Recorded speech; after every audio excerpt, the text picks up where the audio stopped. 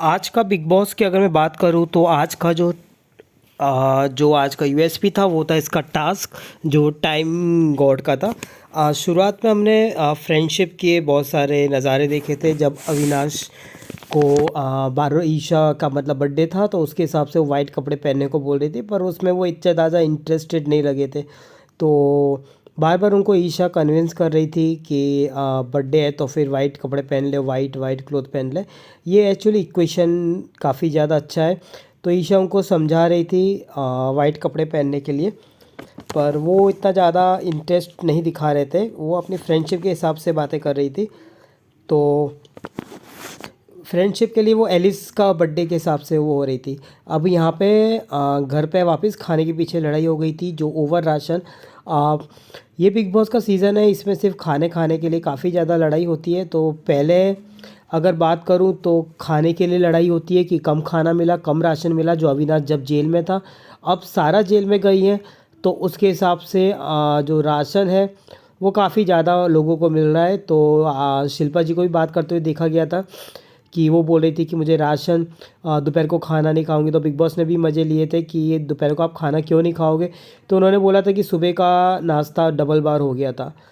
तो सारा है वो राशन काफ़ी ज़्यादा बांट रहे हैं, तो ये राशन है जो ओवर हो गया है। तो अब आज बिग बॉस का जो मेन बता रहा हूँ वो टास्क था। तो उनको सबको बैठाया और बिग बॉस है, उनके जो दो हीरो हैं करणवीर और विवेन, विवेन जो उनका लाडला है। तो उन हिसाब से उनको पता है ये दो जन हैं जो काफ़ी ज़्यादा फुटेज देते हैं और काफ़ी ज़्यादा ऑडियंस को पसंद भी आते हैं कंटेस्टेंट। तो बिग बॉस ने एक टाइम गॉड का जो टास्क रखाया था कि वो तांडव ग्रह के नाम पे बदल गया है घर, बताया था। और उसमें बताया था कि जो राजमाता है वो बनेगी शिल्पा, और उनके जो दो लड़के हैं वो विवान वशिष्ठ करणवीर वो युवराज बनेंगे, और रानी है चुम। और उनको सिलेक्ट करना था कि उनके फेवरेट कौन है। अब टास्क की जो शुरुआत हुई थी तो सबका उन लोगों को अपना अपना डिसाइड अपना अपना बताना था, दोनों राजकुमार को, और उनमें से एक जन को सिलेक्ट करना था राजमाता को, और बताना था कि टाइम गॉड कौन है।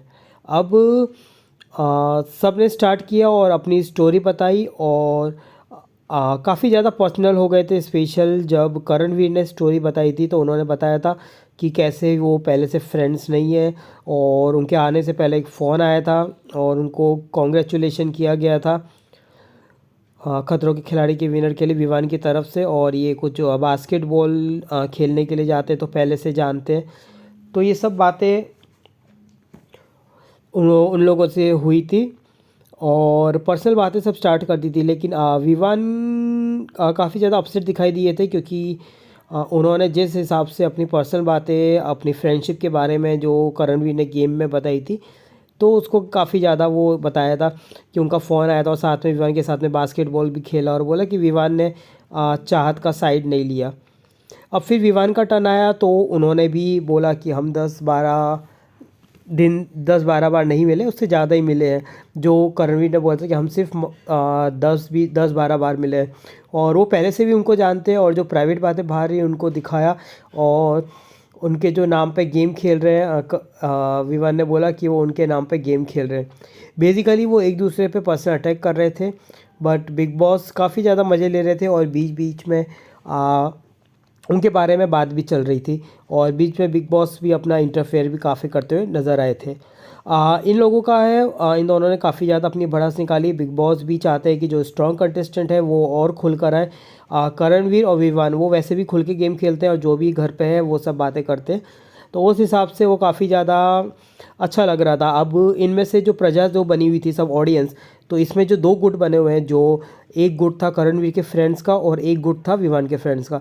तो करणवीर के फ्रेंड्स जो थे उन्होंने जैसे चाहत है और श्रुतिका है, उन्होंने करणवीर को सपोर्ट किया, और वो प्रजा ने बहुत सारे क्वेश्चन भी पूछे थे विवान के खिलाफ में। अब जो अपोजिट ग्रुप है जैसे ईशा, अविनाश और एलिस, उसने विवान का फ्रेंड है वो लोग, और जो उन्होंने भी करण से बहुत सारे तीखे क्वेश्चन पूछे कि उनका क्या मायना है दोस्ती का, वो सब कुछ। तो जो प्रजा को भी पूछना था इसमें, और जो भी सारे जो क्वेश्चन के जो आंसर देने थे दो राजकुमार को। तो ये टास्क के तहत काफ़ी अच्छा टास्क चला था इसमें। अब ये दोनों टास्क के बीच में लोगों ने पर्सनल भड़ास निकाली थी। स्पेशल अगर कोई टास्क हो और चाहत ना बोले तो ये पॉसिबल नहीं है। तो चाहत ने भी अपने अपने बहुत सारे क्वेश्चंस और वो बताया कि विवान उनको सपोर्ट नहीं करते हैं, और सेम श्रुतिका ने भी करा था। और अपोजिट साइड में ईशा, तो ईशा है जो हर मुद्दे में बोलती है, तो उन्होंने भी उनके फ्रेंड का, विवान का सपोर्ट करते हुए करणवीर पे बहुत सारे तीखे आरोप लगाए थे। अब ये आरोप का सिलसिला चालू था, और अब जो सेकंड टास्क जो था वो था लाइक रानी को इम्प्रेस करना। तो सेकंड फेज़ में आया था, तो राजकुमारी को इम्प्रेस किया। तो करणवीर, ये भी टास्क काफ़ी ज़्यादा इंटरेस्टिंग लगा था। जो करणवीर है वो नकली मोगरा लेकर आए थे, और विवान है वो ओरिजिनल फूल लेकर आए थे। तो राजकुमारी को इम्प्रेस कर, राजकुमारी जो चुम राजकुमारी थी, अब चुम है उसको भी दिखाने के लिए बिग बॉस एडिट का जोर लगा रहे हैं, क्योंकि बीच में जो चुम है वो काफ़ी ज़्यादा गायब दिखी थी और लॉस्ट दिख रही थी। अब उसको उभारने के लिए उनको राजकुमारी बनाया, नहीं तो बिग बॉस चाहते तो राजकुमारी किसी और को भी बना सकते थे।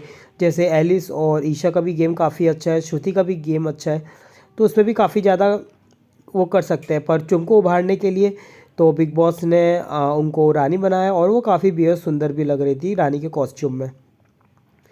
अब उन्होंने राजकुमार के बहुत सारे क्वेश्चन पूछे, तो राजकुमारी को इम्प्रेस करने के लिए दोनों एक दूसरे से लड़ाई कर रहे थे। तो हंसी की बात ये थी कि इम्प्रेस राजकुमारी को करना था, बार बार एक दूसरे से बात कर रहे थे, तो राजकुमारी भी बीच में बार बार बोल रही थी कि आपको मुझे इम्प्रेस करना है या एक दूसरे को।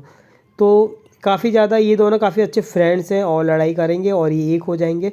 इनकी जो लड़ाई है वो भी देखना काफ़ी ज़्यादा इंटरेस्टिंग रहेगा। अब जो टाइम कोड थे, उन दोनों को मतलब डिसाइड किया था। अब जो चुम है उसने अपना डिसीज़न दिया था कि उनको जो राजकुमार इम्प्रेस हुआ था वो थे करणवीर, तो उन्होंने राजमाता को ये बताया था। अब जो फाइनल डिसीज़न था वो राजमाता को लेना था कि टाइम कोड कौन बनेगा। अब अगर मैं देखा जाऊँ तो शिल्पा शिरोडकर अगर चाहती तो करणवीर को बना सकती थी, क्योंकि नो डाउट वो विवान और करणवीर के दोनों के ही क्लोज है, परंतु करणवीर से ज़्यादा ही वो बैठते हैं उठती हैं, और उनकी जो वाइब्स है वो काफ़ी ज़्यादा मैच करती है।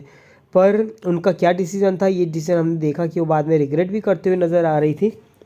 तो वो डिसीज़न उस हिसाब से जो उन्होंने जो टाइम कोड का जो डिसीज़न दिया था वो था विवान को, तो उन्होंने विवान को बनाया टाइम गॉड।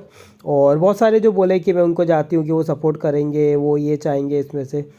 अब बाद में ये देखा गया कि एक कन्वर्सेशन जो हो रही थी, तो कन्वर्सेशन के हिसाब से करणवीर से वो डिस्कस करते हुए नज़र आ रही थी, और अपना जो डिसीज़न है उसको रिग्रेट करते हुए नज़र आ रही थी।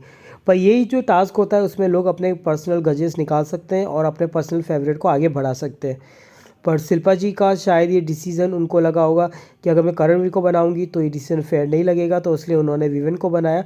पर ये डिसीज़न बहुत गलत लगा था मुझे, क्योंकि अगर टास्क देखा जाए तो मुझे विवन से ज़्यादा करणवीर ज़्यादा अच्छे लगे थे। और पर्सनल अगर मैं बताऊं तो वो शिल्पा जी के भी काफ़ी ज़्यादा क्लोज थे, तो उनको विवन को बदले टाइम गॉड का जो पावर है उनको करणवीर को देना चाहिए, और देखना चाहिए कि करणवीर उस पावर का कैसा यूटिलाइज़ करते हैं। आज बिग बॉस की एक चीज़ मुझे बहुत ख़राब लगी, जो बिग बॉस ने एक वीटी दिखाई थी विवन को बुला के। विवन को एक पावर दिया था टाइम कोड का कि वो ईशा के बारे में 24 घंटे पहले क्या बात हुई है वो बता सकते हैं। तो उन्होंने ईशा को बुलाया और एक वीटी दिखाई जिसमें रजत है वो ईशा के बारे में भी करते हुए नज़र आ रहे थे, और विवन के बारे में भी करणवीर से बात करते हुए नज़र आ रहे थे। अब बिग बॉस ये गेम क्यों खेल रहे हैं वो पता नहीं, क्योंकि बिग बॉस का इस गेम में हर कोई एक दूसरे की बातें करता है, और पीठ पीछे की अगर मैं बात करूँ तो हर कोई पीठ पीछे बातें करता है। तो ये दिखाना वीटी, ईशा और विवान को कि जो उनके बारे में बात कर रहे हैं, ये काफ़ी ज़्यादा मुझे अच्छा नहीं लगा। और जिस हिसाब से उन लोगों ने रिएक्ट भी किया तो मुझे लगा ये रिएक्ट करना नहीं चाहिए, क्योंकि अगर आपने देखा भी है तो जो ईशा और ये जो अविनाश का जो ग्रुप है और जो विवान के साथ में बैठ के, तो ये लोग भी करणवीर और उनके जो ग्रुप है उनके बारे में बहुत सारी बातें करते हैं। तो ये इन्होंने कभी दिखाया नहीं है कि वो उनके बारे में ये बात कर रहे हैं, ये बात कर रहे हैं। तो उनको जिस हिसाब से वीटी दिखाया वो काफ़ी ज़्यादा मुझे अच्छा नहीं लगा है। अब बात करें चाहत की, अगर एपिसोड ख़त्म हो और चाहत का नाम ना आए तो ये पॉसिबल ही नहीं है। अनबायस मुद्दे में चाहत वापस फट पड़ी और वापस चालू हो गई अविनाश के साथ में। तो ये था बिग बॉस का आज का रिव्यू। आज इतना ज़्यादा खास था नहीं, कल के देखते हैं बिग बॉस टाइम गॉड क्या करते हैं।